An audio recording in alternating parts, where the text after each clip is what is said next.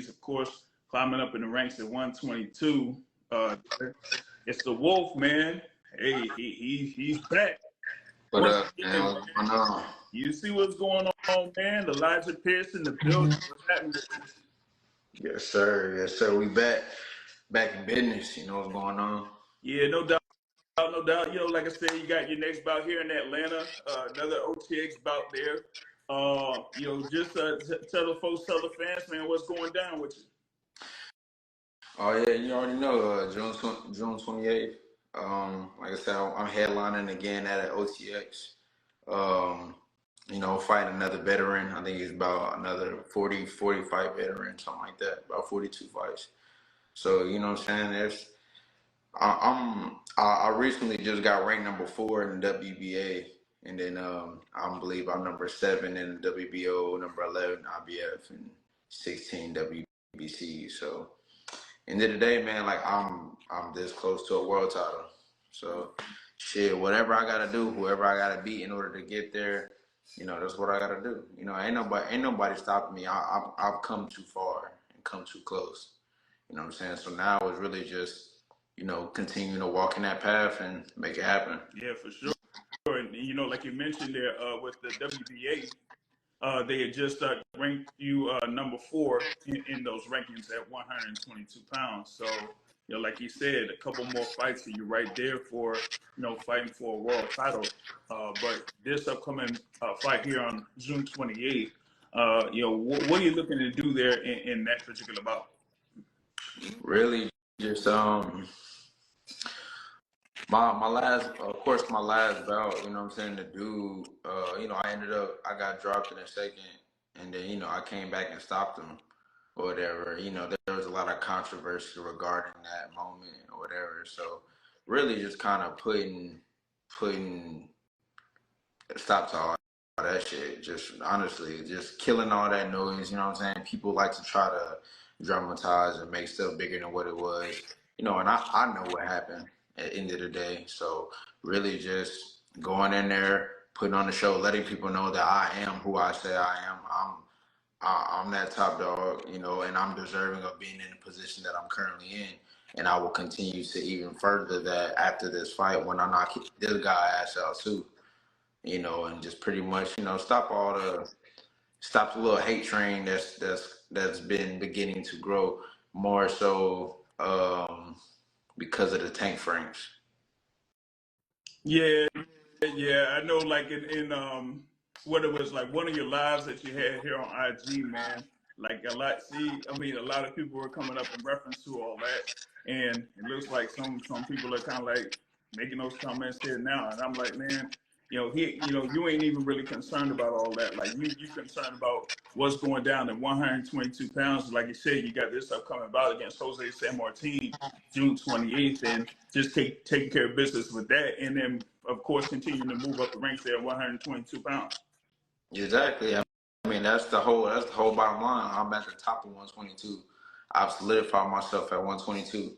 I'm focused on 122. So whoever's in the 122 pound class, they got to deal with me at the end of the day. It's going to be inevitable for that to happen, and that's where all my concern and my focus is at this point.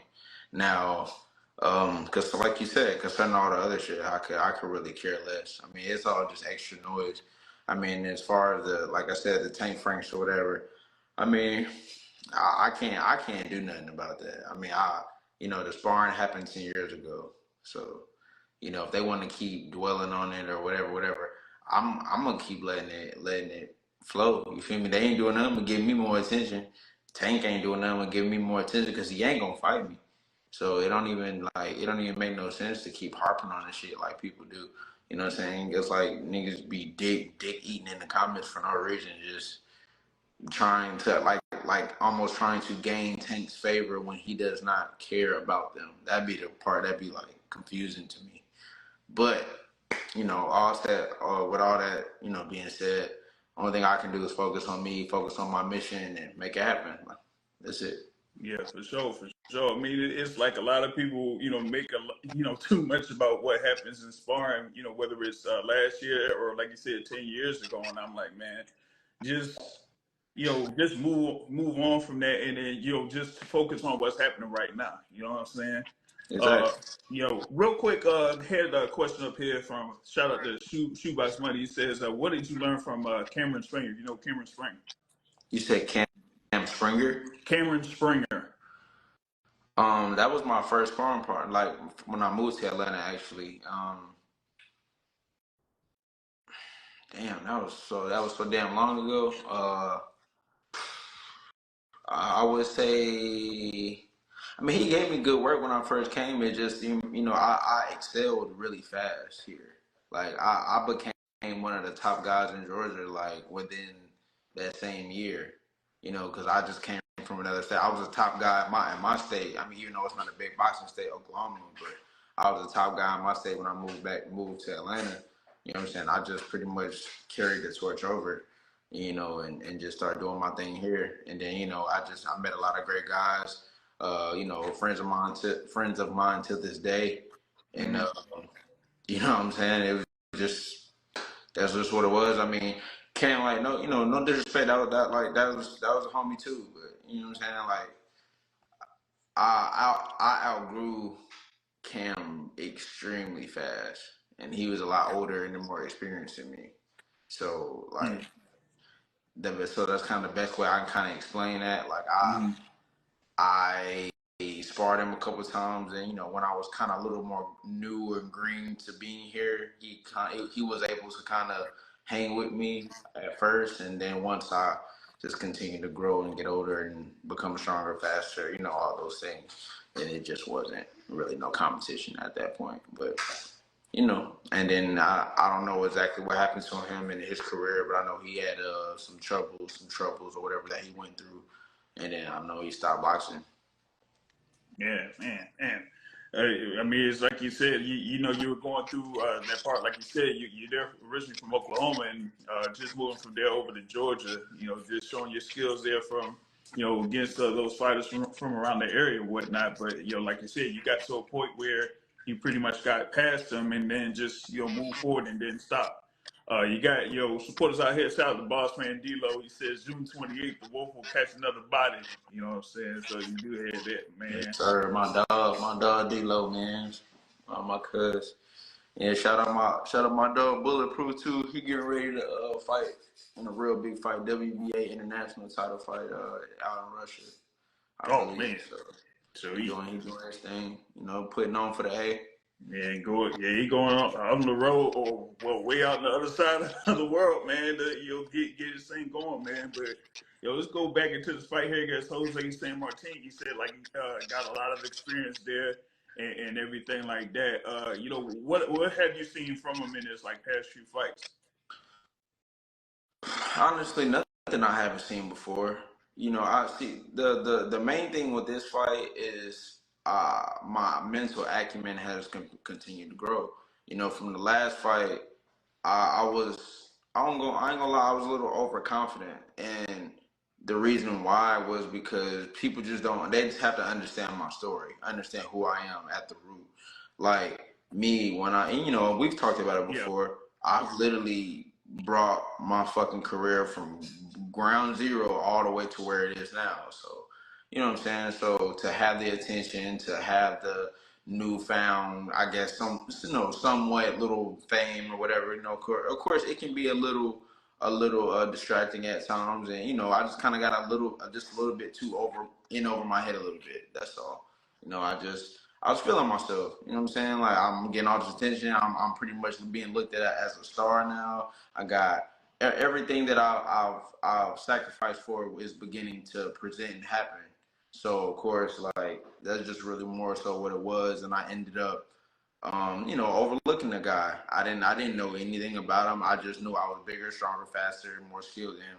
And ultimately, in the fight, when we first exchanged, I felt his power, and I was like, okay, I'm about to knock him the fuck out. And then, first round I won easily, and then second round he caught me with a good shot and dropped me.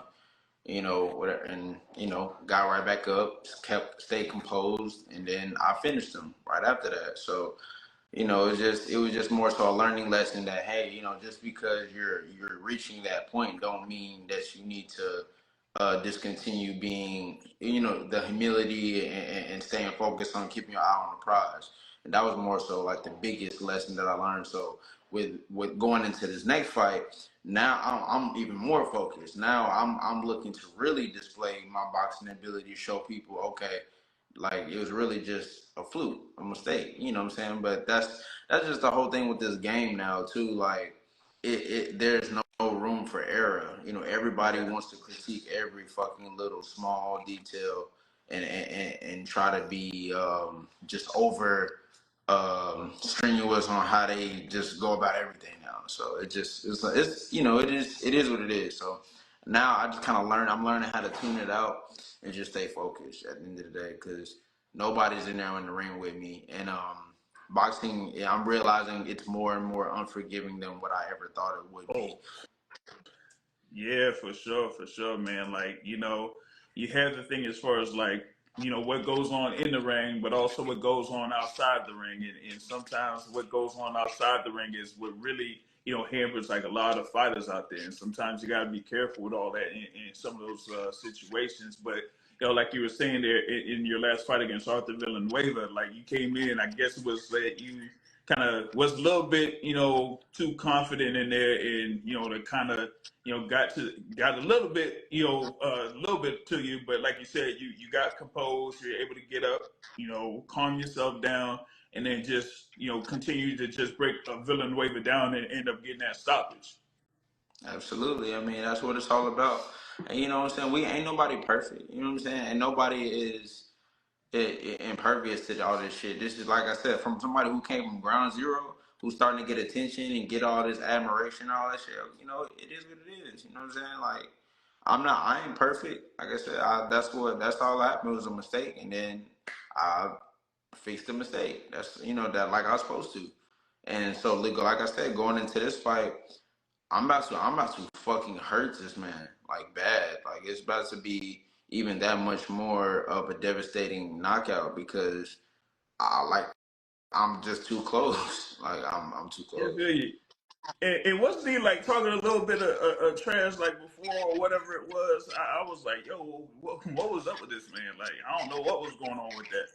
You said with who?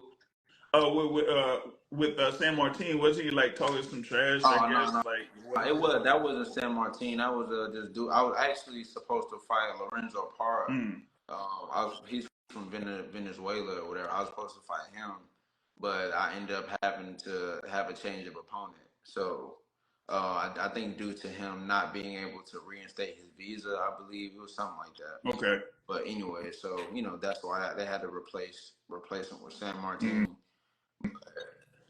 Regardless, it's gonna be the same sentiment. I'm getting another knockout. This will be my 11th win in a row. My ninth knockout out of those 11 wins, and I'm just gonna keep it pushing, man. Like I'm literally, I think once I knock this guy out, my next fight will be for an eliminator, I believe.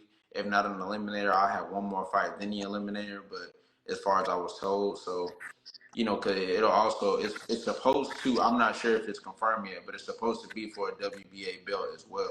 okay. So, if that persists, then that's even that much better. I'll probably be like number 2 in the WBA, and then like I said, be in line for that eliminator fight, and probably fight for either the interim belt, depending on whatever Inoue decides to do. I know. The only thing that kind of sucks is like there's a fucking line to fight him. Of course, I would love to get that fight. Yeah. And Oh but yeah, for sure. it's a line. So Yeah, it's the line, man. And you mentioned the whole thing with the WBA. They recently released their rankings there where they put you at number 4. So, that would be something to like kind of like have about maybe against like what is it, like a Cardenas or like MJ Akmandalia for either the interim belt or the full title. would love to. I honestly believe out of those 3 top guys, Masood, Akmadaliev, or Cardenas, I knock them all out. Or within the first 5 rounds too.